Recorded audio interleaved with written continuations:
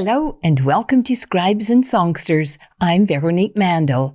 Our guest this week is LaSalle's Matthew St. Amand, who describes himself as a novelist, screenwriter, amateur ghost hunter, and part-time ordained minister. There's a saying that advises us to never let a good crisis go to waste, and Matthew took advantage of the time he had during the recent COVID epidemic to improve both his mental and physical health by becoming an avid cyclist. Since the pandemic began, Matthew's cycled well over 50,000 kilometers and still counting. He documented all of his experiences during his two-wheel health quest in his book titled The Kilominator, great title, which we're going to delve into today. Matthew, welcome back to Scribes and Songsters. Thank you so much for having me. Now, there is so much in this book, and I kept thinking, wow, have you packed a lot of experiences in here? But before we get to it, tell me a bit about yourself, your background, where you grew up. I was born and raised in West Windsor. I attended Sacred Heart Grade School, Assumption High School, and went to university at the University of Windsor. And I spent a couple of years living in Ireland in the 1990s. And came back and reside in LaSalle with my family. Wow, almost full circle. Right. Yeah. Tell me about your writing career. Were you always a writer, in school, high school? Is it something that your teachers said, you're really good at that? It's something I've always done, but didn't always share with people until in the late 1980s, I began to submit short stories, and it took a full 10 years. 1999 is when my first short story was accepted for publication. But I've been a professional writer since 1998. I was working in a publishing company in Ireland, and I've since worked here in Canada and the United States as well. It's pretty cool being in Ireland. And I'll ask you a little bit about that later. But you were also a technical writer, and you have some great stories in the book about your technical writing days, especially documenting machinery. Tell us a little bit about that story. That was hilarious. The job found me. And I'm not one to say no to work. So I said, okay, I will go to the interview. They hired me. So I figured, okay, they think I can do it. I'm not particularly handy at all. And I muddled through 7 years of documenting industrial washers that handled car parts and assembly cells and leak testers and stuff that looked like it was from outer space. You look at the drawings and you go, this is from another planet. Yeah. So you knew nothing about that. I knew nothing at all. But in fairness, where I worked, they were extraordinarily helpful. They were very gracious. And whenever I made a mistake, which was all the time, all they asked is that I correct it. And that's all I wanted to do. So, I mean, in an environment like that, I was able to move forward. But I did still find it just very difficult because it's just not my environment. I was really impressed with your tenacity. Because, if you're a writer and, you're writing about something totally foreign to, what your usual genre is, it takes a lot of stick-to-itiveness, doesn't it? There's a lot of details. Yeah. And in that environment with the machines, safety is a factor. Otherwise, sometimes, as Tom Wolfe said, being the man from Mars is beneficial because you'll think to ask questions that someone who's in the know would take for granted. So there is that aspect, but I did have a hard time with it. I'll be honest. And I love, I wrote down something that you wrote. It was like being a cartographer of the solar system. I think it was always changing. I'd get used to some of these big machines. I'd think, okay, I just wrote about this 6 months ago. I can go back and use it. And there'd be 10,000 things that had been changed because they're always improving. Yes. They're always innovating, which is what we want. And it's good. Mm-hmm. But I'm worried about myself. So it's like, no, keep it the same for me. Yeah. So. Now, you've made a promo trailer for your book, and I'll ask you about the name of the book in a minute. So did you do this yourself? We're going to have a look at it. I did. Yeah. All right. I'm a self-funded artist, so I did create it. Yeah. Okay, let's take a look. Going to be a great time. Something else going on tonight. Our book club is happening tonight at the Essex County Library. We're going to be joined by Matthew St. Amand, who wrote The Kilominator, an amazing memoir tonight at the Essex County Library. Matthew is going to be joining us. The author will be there to talk about his book. It's wonderful. It's not just about cycling either. Some of it is about his journey into weight loss, into a healthier lifestyle, but also a lot of it is about mental health. A lot of it is about reconciling issues, grieving the loss of a very close childhood friend. It's an extremely touching memoir.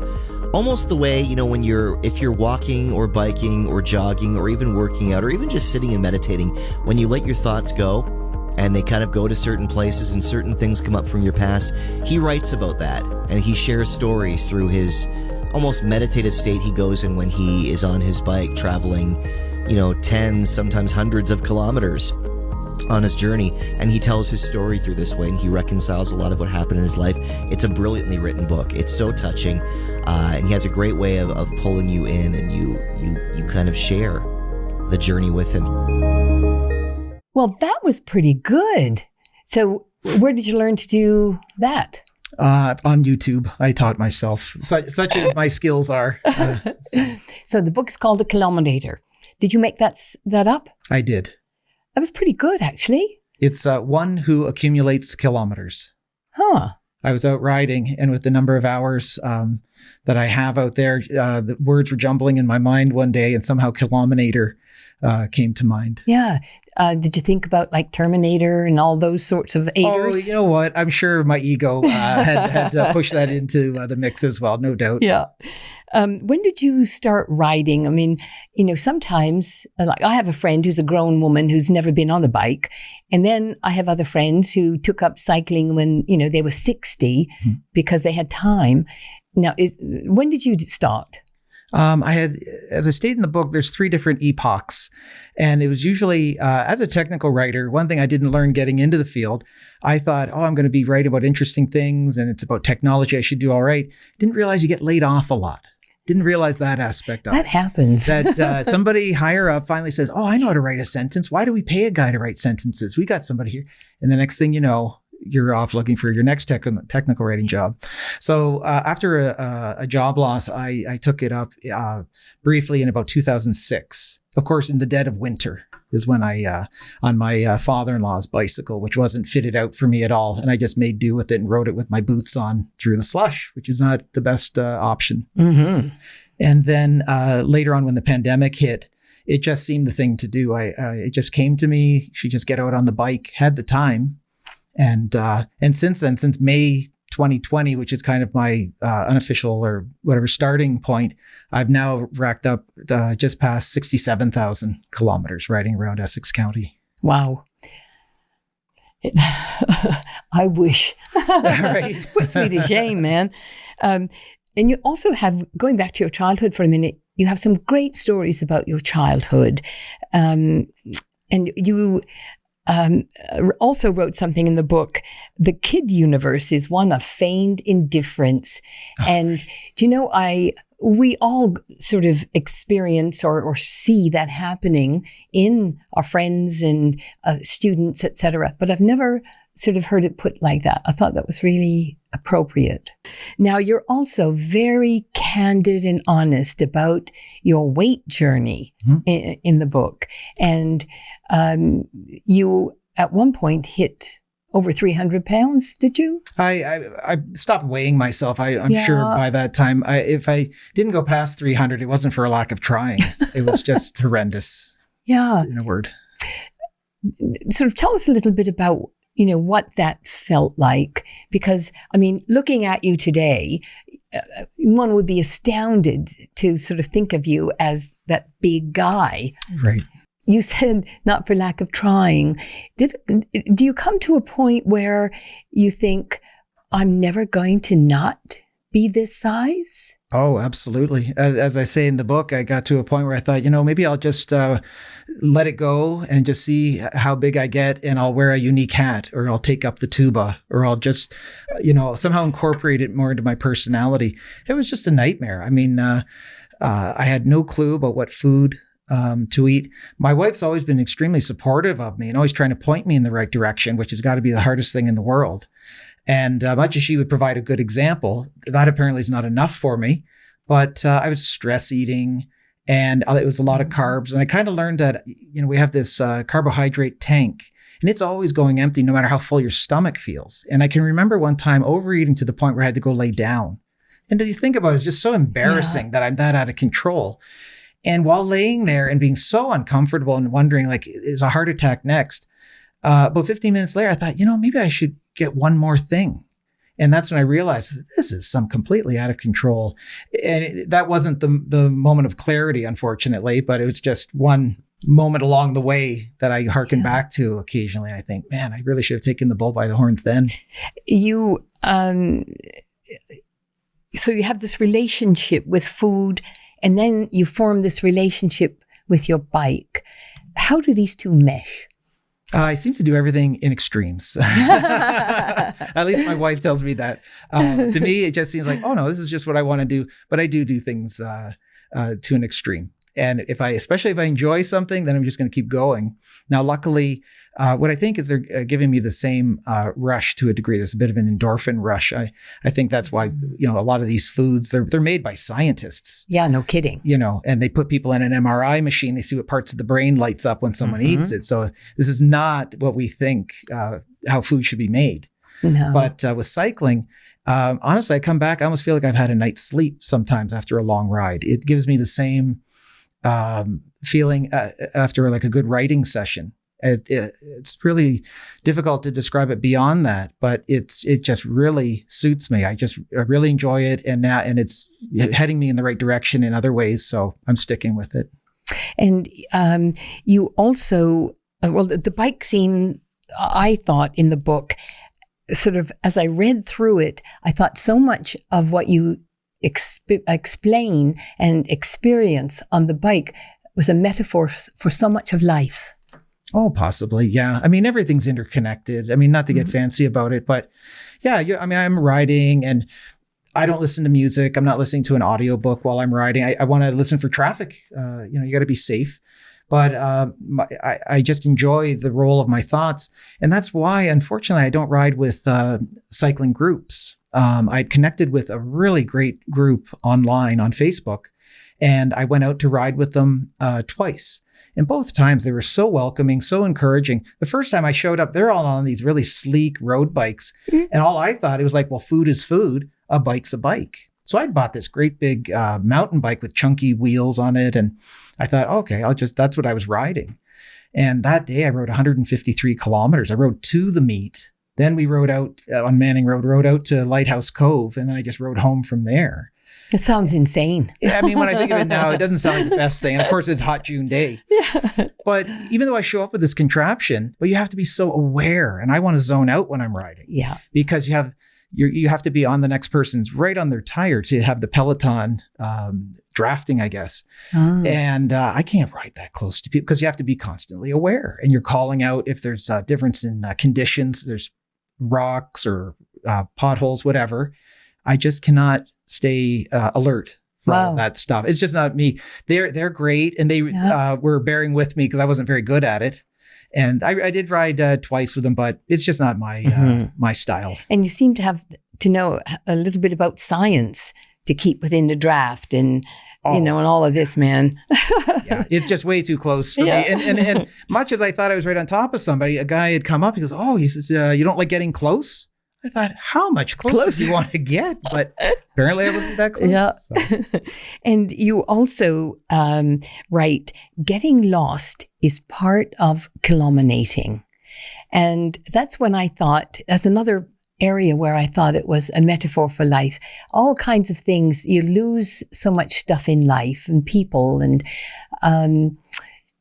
so if you sort of look at getting lost in that journey as a Kilominator, it really does mirror a lot of what goes on in life. Oh, I would say. And I think what keeps people from starting new things is we're terrified of making a mistake. And I wouldn't go to the gym because I would see all this equipment. I said, I don't know how to use that. Now, clearly there's people on staff who will show you. But I have this innate thing like anyone else. I'll make a mistake and I'll break something as if I'm Hercules and I'm going to wreck something made of steel. But out on the road, it doesn't bother me. And when I have gotten lost, it actually just makes for a funny story later. I've got my phone with me so I can call for help if I need to. And I can use Google Maps if I have to. So I'm in North America, so I'm safe. Yeah. As soon as I let that go, not to mention, I just rack up more kilometers. I would set out on a 100-kilometer ride, and I've come back with 130 unintended, and that much more tired. But, there was a day when the numbers really mattered. They're mattering less these days. So. Yeah. Do you have a favorite getting lost story? Well, I had one where I went to Emeryville, and I was coming back, and my usual route was blocked by construction or something like that. Anyway, I'm on a road, and I was riding, and I thought, oh, I must be coming into LaSalle. And as I was actually on Wallace Road, and I came up to Manning Road.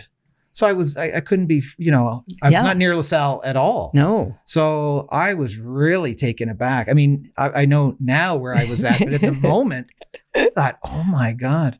So I did a FaceTime with my wife, and it was a Sunday morning. We just kind of laughed about it. She, of course, said, oh, well, just put on your location thing. I can come get you. But I said, no, I'm just getting more kilometers. I'll find the way. But I was really astounded when I saw the sign for Manning Road. That was a shocker. Yeah, I bet. Yeah. It was very touching how supportive she is of you and was of you. And there was a great moment when you lost one of those jobs, and she just said, oh, we'll figure it out.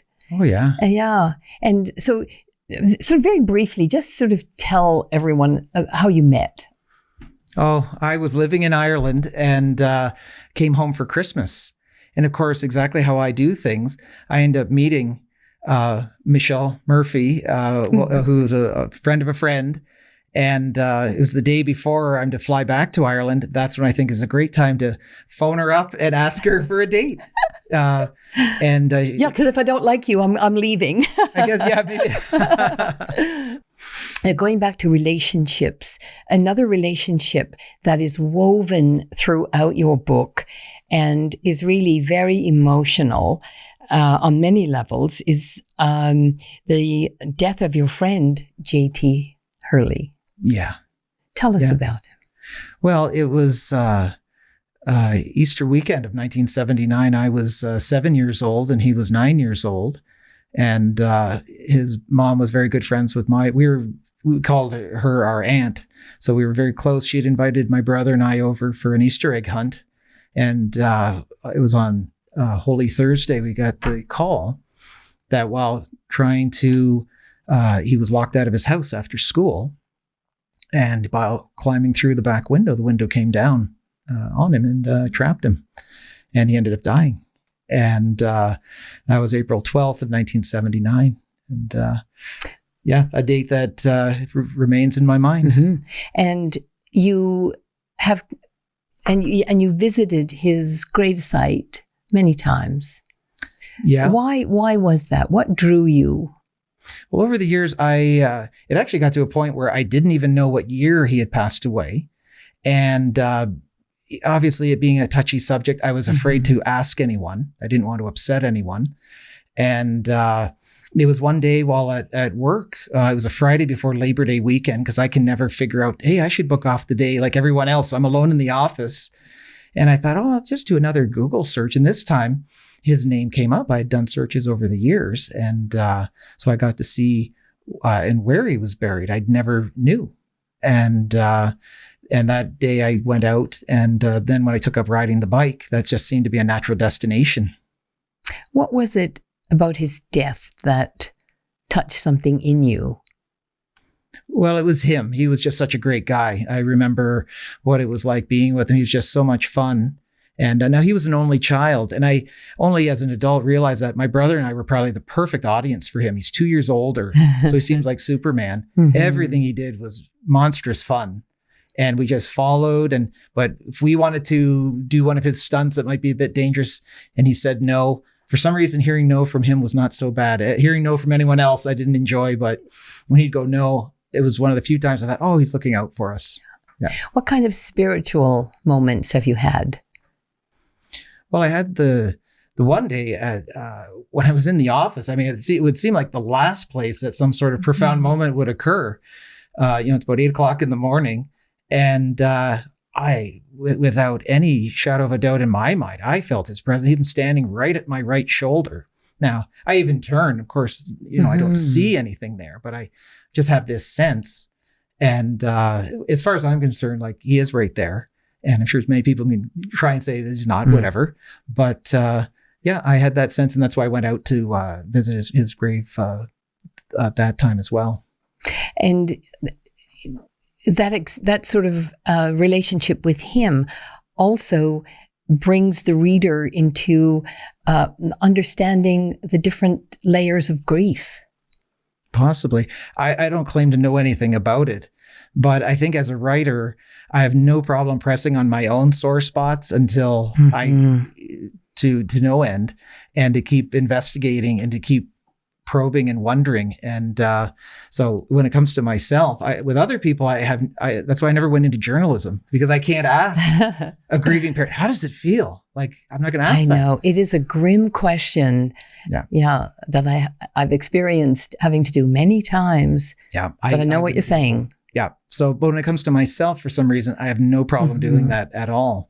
And so I just wanted to get to the bottom of it, because I'm also curious too, like if I'm just tricking myself, am I just fooling myself, or what's at the bottom of it? And it's ultimately, it's been very interesting to pursue that line of questioning. I don't know. You also write about something you call atomic theory. Atomic Theory. I would love to take credit for it. It belongs to Flann O'Brien, the Irish writer. Miles Nagopoline was his Irish name.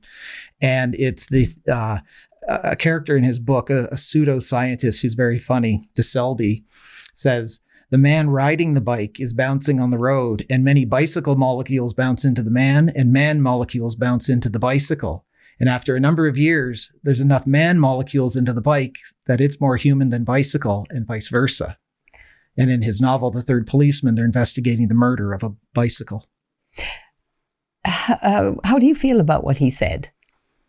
After the ride this weekend, I kind of agree. I don't feel like I'm much carbon fiber, but yeah, there's enough bouncing going on. Yeah. There might be something to it. I don't know. Wow. And I love your explanation or your discussion about work and work. And work. One is W-O-R-K and one is W-E-R-K. So you got to tell our listeners about it. For sure. W-O-R-K is my work, writing the book, writing a play, writing things that I enjoy. It's things that sustain me. And VUK, W-E-R-K, italicized, is the work I have to do to stay alive, to pay the bills and to pay the car payment and so forth. And they're around me. They're around everyone constantly, but I'm particularly aware of both their presence. It's a very interesting division of sort of looking at what a human does and how we sort of look at what we do that we really love and that's inside us, and what we do because we know we got to, be able to afford a cup of tea. Mm-hmm. Yeah. Yeah. It's like me trying to pull the man molecules out of the desk chair at work and try to make the separation that can't be made. Yeah. So, do you have a favorite ride? A ride, if somebody said to you, okay, why do you do this? Is there a ride that meant so much to you mentally, physically, that you'll never forget? Oh, without a doubt. Yes. I did the Ride to Survive. Dave Hunter of the Drive magazine, who passed away in June of great guy. 2023. Mm-hmm. This was a couple years before. And I had seen on Facebook that he was getting into cycling, and I'd forgotten that the Ride to Survive was around. And I shared that I was riding too, and I thought it was so great that he was. So he invited me. And so that ride, that was September of 2021. My father had just had a heart attack, and he was, 82 years old. And we were wondering how he needed open heart surgery. So I rode to Point Pelee, where the ride was to begin on this September day. My dad was going into surgery the following morning. So my brother is a physician, and he was greatly helpful to my dad. I'm a writer, and I was able to find shows on the television for my dad. So I wore his shoes while I rode that day as my only, homage to him. So I rode out to Point Pelee. I managed to get 100 kilometers, and then I rode back, and I got another 100. And, it was just a spectacular ride. The adrenaline was pumping the whole time. And I think I felt it later, but I ended up with a nice 200-kilometer ride, and it was extremely memorable. And I saw virtually no one through the whole ride. I thought for sure I was going to be overtaken by the pack, and I must have taken a different route than everyone else. So wow. I mean, that's pretty spectacular. Are you still riding as much as you used to, or have you tapered off? In 2022, I set my goal. I wanted to ride 20,000 kilometers in the year. And I'd heard other cyclists use that number. I'm sure there's people who ride much more than that, but that was the number I shot for, and I attained it. I was really happy. I rode 322 times that year and attained it. And it followed into the next year a bit. And I cannot duplicate goals. So once I'd attained a particular number, the numbers now don't really mean that much to me. They used to, and I was, the writer doing math all the time. Oh. I'm not, because if I do this much more, I'll get to the next 100, I'll get to the next 1,000, whatever. So now I'm trying to have a more balanced approach. I'm cycling as much as I can, but also doing yoga and some intermittent fasting as well, and the 7-minute workout.